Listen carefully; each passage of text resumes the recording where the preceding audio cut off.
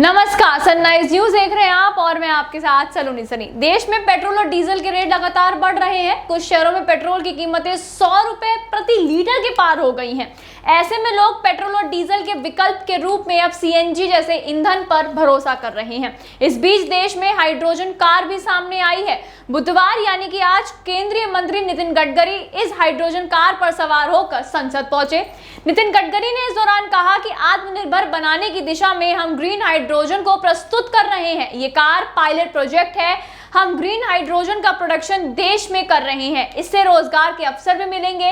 साथ ही साथ सरकार ने इसके लिए 3000 करोड़ रुपए का मिशन भी तय किया है। केंद्रीय परिवहन मंत्री ने कहा कि भारत सरकार ने 3000 करोड़ रुपए का मिशन शुरू किया है और हम हाइड्रोजन का एक्सपोर्ट करने वाला देश बन जाएंगे। जहां भी कोयले का इस्तेमाल होगा वहां ग्रीन हाइड्रोजन का इस्तेमाल किया जाएगा।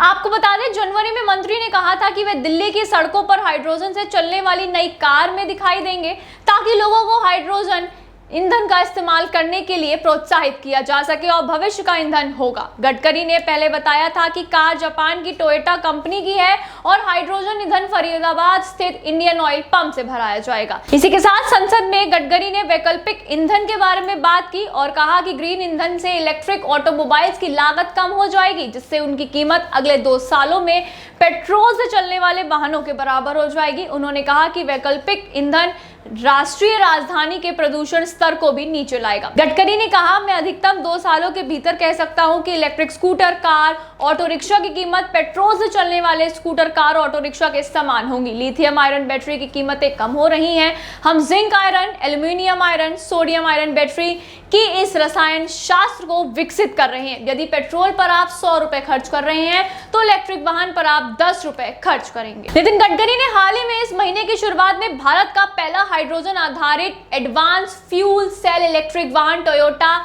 मिराई लॉन्च किया था। कंपनी का दावा यह है कि इस कार में सिर्फ 5 मिनट में ईंधन भरा जा सकता है। ये कार एक बार फुल टैंक ईंधन भरने पर 644 किलोमीटर तक की दूरी तय कर सकती है। टोयोटा किर्लोस्कर मोटर और international centre for automotive technology ने यह अध्ययन करने के लिए एक पायलट प्रोजेक्ट शुरू किया है कि टोयोटा मिराई भारतीय सड़कों और जलवायु परिस्थितियों के लिए कितनी उपयोग है।